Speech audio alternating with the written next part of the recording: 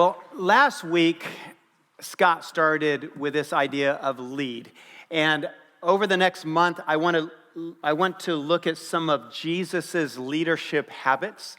There's quite a few important ones. And then at the same time, I want to invite you to read through a book titled H3 Leadership, Be Humble, Stay Hungry, Always Hustle. This is by a friend of mine named Brad Lomenick. Brad was one of the founders and then 10-year leader, director of the Catalyst Conference, probably the most influential conference for Christian leaders in the country. And so Brad has some great thoughts here. We started with about 100 copies in the lobby this morning. Pick one up on your way out or for you and some of your coworkers or friends, and then read that over the next month. And at the same time, while you're reading that, I want to go through what Jesus says about leading and leading well.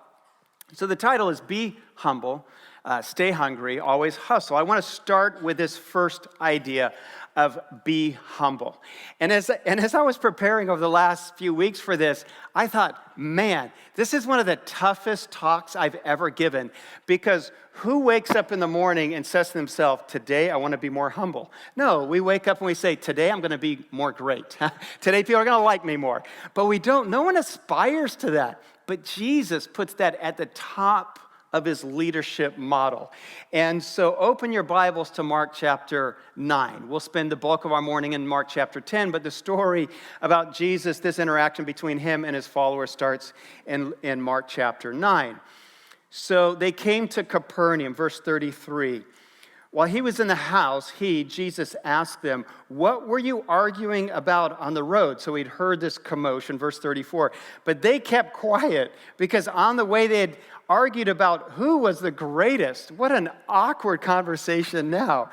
Sitting down, Jesus called the 12 and said, if anyone wants to be first, they must be the very last. They must be the servant of all.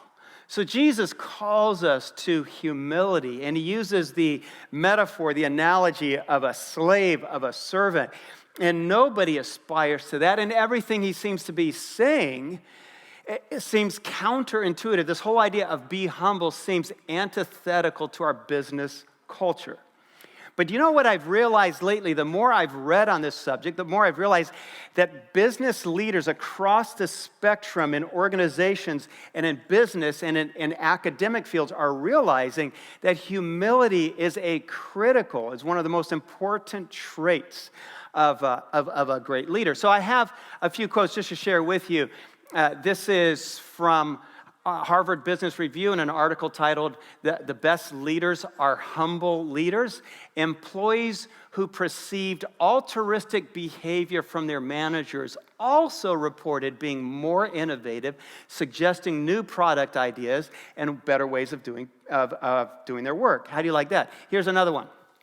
This is Lazio Brock, and he's the Senior Vice President of People Operations at Google. I don't know what this means, but he's senior. Humility is one of the traits we look for in new hires. Without humility, you're unable to learn. Wow, that's very direct. Here's one more. This is Tim Westergren, and he's one of the co-founders of Pandora. He says, I think there is no more important characteristic to have than humility. I think the more you inject hierarchy into your office, whether it's in the form of physical structures or titles or whatnot, the harder it is to retain that humble thread. And I really do think that people are very, very motivated by leaders who they view as humble. I think it's a very inspiring attribute. And then I want to read to you what Jesus says. So this is Mark chapter 10 now, and this story continues, and he says this. This is verse 35. Then James and John, the sons of Zebedee, their mother calls them the sons of thunder, so picture that. Teacher, they said, we want you to do for us whatever we ask. Hashtag loaded question. All right, you got that? What do you want from me? Jesus asked. They replied, let one of us sit at your right and the other at your left in glory. Verse 41. When the 10 heard about this, they became very indignant with James and John, because James and John had gone and asked for a promotion, a raise, and a pension plan and left everyone else behind. And so Jesus says this, Jesus called them together and said, you know that those who are regarded as rulers of the Gentiles lord it over them, and their high officials exercise authority over them. Not so with you. Instead, whoever wants to become great among you must be your servant, and whoever wants to be first must be the slave of all, for the Son of Man did not come to be served, but to serve and to give his life as a ransom for many. And so here Jesus is turning leadership structures upside down. He says the last will be first. The servants will be first. No one thinks that way. The slaves will be in charge of it all. And so I want to start this morning by talking through some, what I'm going to call habits of leadership. If you read through H3 Leadership, Brad breaks the book down into a series of habits, because great leaders, like I said a few minutes ago, are not born. Great leaders develop a certain set of characteristics and traits. They form a certain set of habits, and they live by those. And so because of those habits and those leadership qualities, they become great leaders. And the first one that I want to share with you is a very simple one. It's the habit of you being you. So often we try to be someone else, someone that we're not. And the first challenge is to just be you. I think the temptation is to look at someone else who you admire who someone else has told you should be like, and we try to emulate them, and you end up not being authentic. You end up not being yourself. When I say that, I think of about 2 years ago, our staff went to Catalyst in LA and with our elders, and Bob Goff was speaking. Bob Goff is one of my favorite thinkers, and he has a book titled Love Does. And so Bob Goff is speaking, and then in the middle of his talk, he flies a floating bass, a 5-foot floating fish, into the room. And it's remote controlled, and he has this bass flying through the room, and he's speaking on distraction. I think, that is awesome. People are laughing, and they're completely engaged. And can I be honest with you what my first thought was?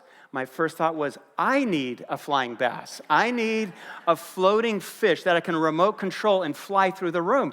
And I thought, if I have a flying bass, people will like me more. They will actually like Palmer. And I'll be a better communicator if I just had a flying fish. And then I started to think, that's absurd, Palmer. You're not Bob. You know, who would be that shallow to see someone do something and then you actually just go out and copy them and you buy, who would be that shallow to buy a floating fish and then start flying it through the room? And you know, you can buy these on Amazon, just so you know. And it's not, I'm not copying Bob at all. It's not a flying bass, it's a flying shark, okay? And maybe you've read Swim with the Sharks. They're pulling him in. He's done flying. The first service, he got stuck in the rafters. I'm not making this up. And it was a distraction the entire morning. Thank you. Well done, Nick, with that. First, they went in circles the first hour. But you know what? The more I thought about it, the more I thought, Palmer, stop trying to be Bob or anybody else. When I was young and in the pastorate, I would have people tell me, Palmer, preach like him. And you know what I realized about 10 years ago when I started to say this? I would say, no, I'm not going to try to preach like him. God made Palmer. And so I'm going to preach like Palmer. That God has made me to lead in a certain way, and I don't need to copy someone else. And so my first challenge to you this morning is to simply be you. The temptation, and I have some temptations that I'm going to share with you as we go along. The temptation is to be artificial. The temptation is to be someone who you're not. And here's what Jesus says. So let's go back to our text. Verse 42, he says, you know that those who are regarded as rulers of the Gentiles lord it over them, and their high officials exercise authority over them. Not so with you. Instead, and so underline that, not so with you. Stop trying to be like them. You will lead differently. Instead, whoever wants to be great among you must be your servant. Jesus says you are not like the Romans. Don't try to lead like the Romans. Embrace who you are. So when Brad's book came out, I just happened to be traveling to Haiti with him. I met him in the Miami airport. And on that day, this was September, his book was released. So I said, hey, Brad, do you have an extra copy for me? And of course, he had one. He said, I've got one in my backpack. So I sat on the plane next to him, and I started to read. And I opened the first chapter. And he starts the first chapter by saying, I was raised in a trailer park. I stopped reading and I turned to him. I said, Brad, I didn't know you were raised in a trailer park. I said, how did you become the leader of Catalyst if you were raised in a trailer park? And so he said, and he goes on, he says, well, you need to keep reading because that's why I quit Catalyst. That's why I resigned a year ago. He said, because I used to hide who I was. I used to want to avoid talking about my background and being raised in a trailer park. He says, but then all I became known as was Catalyst Brad. And he said, I realized that there's much more to me as a person than what I do. I want you to think about that. There's much more to you as a person than what you do for a living. When I first met Josh about 5 years ago, we're having a conversation, we're traveling together, and for some reason we got on this subject. And Josh said something very interesting that has stuck with me, and I've tried to live this out. He says, I never ask anyone, what do you do? Because do you know why we often ask that question, what do you do? Because we're sizing people up. Based on their career, we will determine how much respect and honor we'll show them, how much we'll want to spend time with them based on what they do. But what you do is just only what you do for a living. It's not who you are. And so I love that Josh says, I stopped asking people what they do. Because God made you individually unique and with special gifts and callings. And so the first challenge in being a humble leader is discovering, and we'll call it the art of self-discovery, discovering who you are and what you do best. What did God make you to do in this world, and then live that way. There's a takeaway that I want to give to you, and it's a simple thing for each of these talking points. And this one is embrace who you are and stop trying to be somebody else. This, I think, could be the most freeing discipline that you ever start to practice. When you just realize God has made me with a certain set of strengths and weaknesses and things that other people will do better than me, and that's okay. All right, here's the second habit of being a humble leader that I want to challenge you with. It's to serve others. So 2,000 years ago, Jesus says, be a servant of others. I would say it seemed like a bad idea then, and it probably feels like a bad idea today. So we read this in Mark chapter 10, verse 44. If anyone wants to be first, they must be the very last and the servant of all. For the Son of Man did not come to be served, but to serve. Like I said before, this is a problem because nobody gets up in the morning and thinks, I want to serve more people today. We are naturally takers, but serving is something that we learn. And at the top of Jesus' leadership model is this call to serve others. I love the story I heard years ago when I lived in Chicago. I was working at a church in Wheaton, and I had a friend on staff named Bob, and Bob had a friend. Bob's friend joined a church not too far away from us called Willow Creek. Maybe you've heard of it. And at Willow Creek, when you join the church, they put you through a class to find out what your spiritual gifts are. And his friend, after going through this class, was sent to clean bathrooms. And so I guess he had the spiritual gift of cleaning bathrooms. So they sent him to clean bathrooms. And he's assigned to this for several months. They don't hire custodial help there. We might put this into practice very soon. And they save a lot of money. And so he goes on his assignment, his first day to clean bathrooms. He's got a bucket and the gloves and the rags and the brushes. And when he walks in the restroom, on the other side of a wall, there's another guy with the same spiritual gift, also cleaning the bathroom. And so they start to talk. He says, hey, I'm Jim. What's your name? The guy says, oh, my name's Mike. And so as they're talking, he says, well, Mike, what do you do for a living? He said, I play football. He says, oh, in college or something. And what do you play? He says, well, I'm a middle linebacker. He says, well, Mike, what team is it? And he says, maybe you've heard of them. They're called the Chicago Bears. And so he walked around the corner. He goes, Mike Singletary, the samurai, Mike Samurai Singletary, what are you doing here? And he said, I must have the gift of cleaning bathrooms like you do, So Mike Singletary is cleaning bathrooms. Which you think, who would do that? Someone as famous as him. But it's Jesus' point. To be first, we've learned to serve. Great leaders know that their first call is to serve others. Jesus in John chapter 13, we have this moment, just like Mike's moment. He has this moment with his 12 followers, his 12 closest friends. They're sitting around dinner. It's the last dinner he'll have with them. And as they're sitting there, he dramatically takes off his coat and he wraps a towel around his waist. And the only demographic set that wraps around a towel around their waist are slaves. And so like a slave, he wraps a towel around his waist, and then he gets down on his knees and he starts to wash his disciples' feet. He takes their shoes off one at a time and he washes their feet. I don't think back then anyone wanted to wash feet any more than you do. And he gets to Peter, and Peter resists, the stubborn disciple. And Jesus says to him, this is from the Message Bible, I, the master teacher, have washed your feet. Now you must wash each other's feet. I've laid down a pattern for you.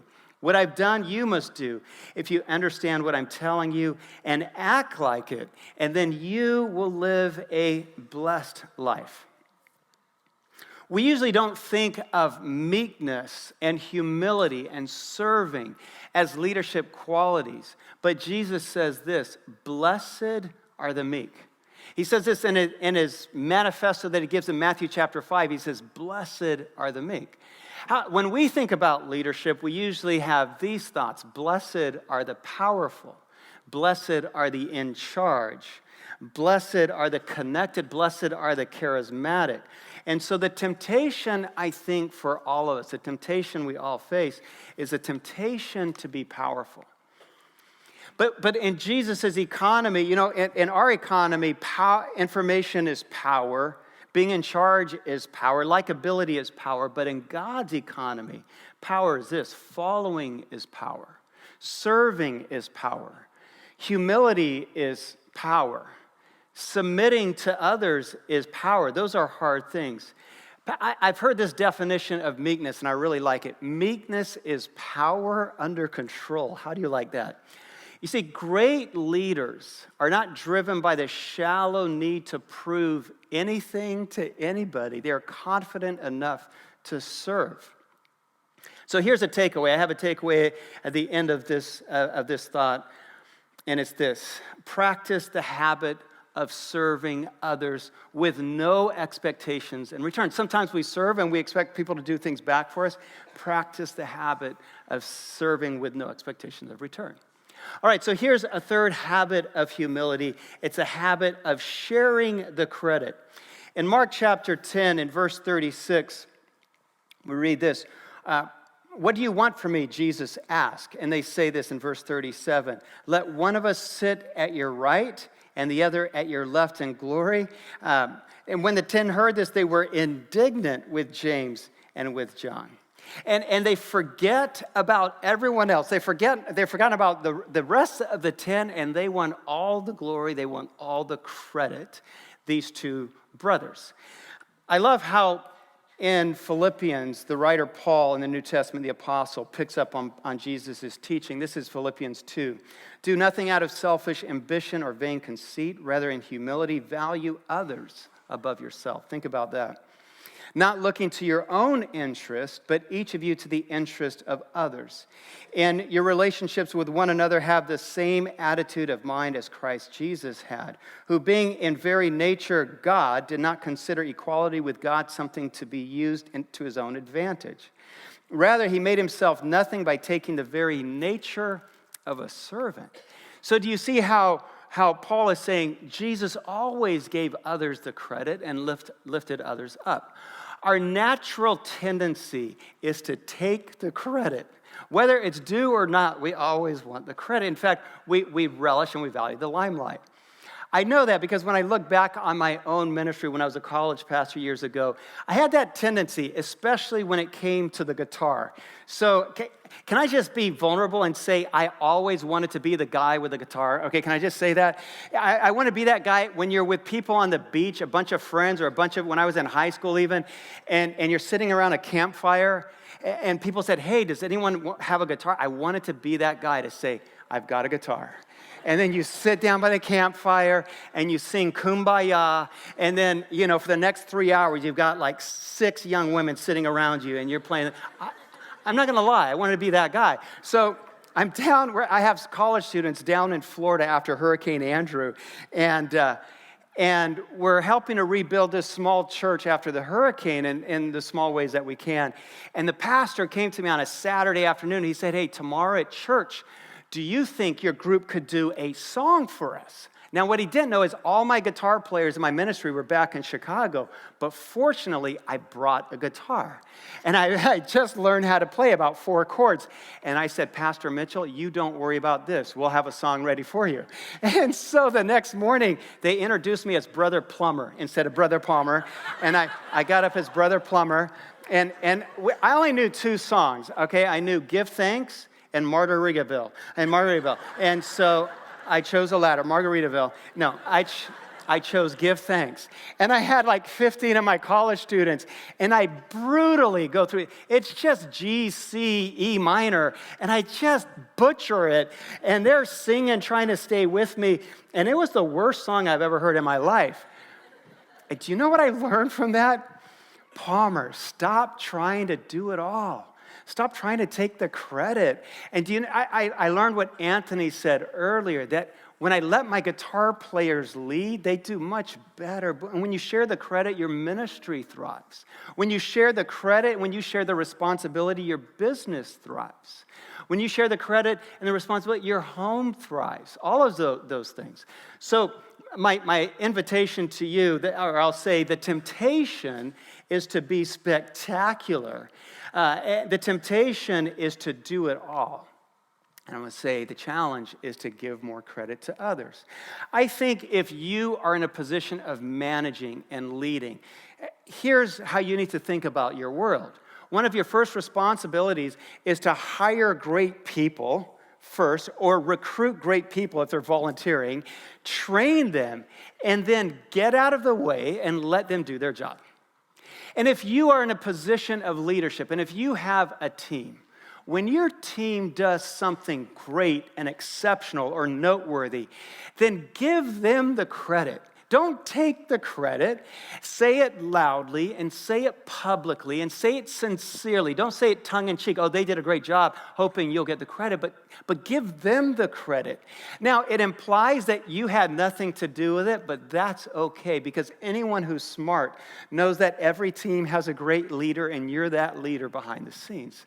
And so give others the credit. Share that. That's one of the first principles that Jesus tried to get us to understand. All right, and then here's a final habit that I want to share with you this morning, and it's the habit of being willing to risk failure. Humble leaders understand that everyone is human and we all make mistakes. And so great leaders, humble leaders, will forgive someone when they make a mistake. Now, that's different than a chronic bad habit like not returning emails, but we all make mistakes. Humble leaders don't let their pride get in the way, so they take risk and they try new things, even if they might fail.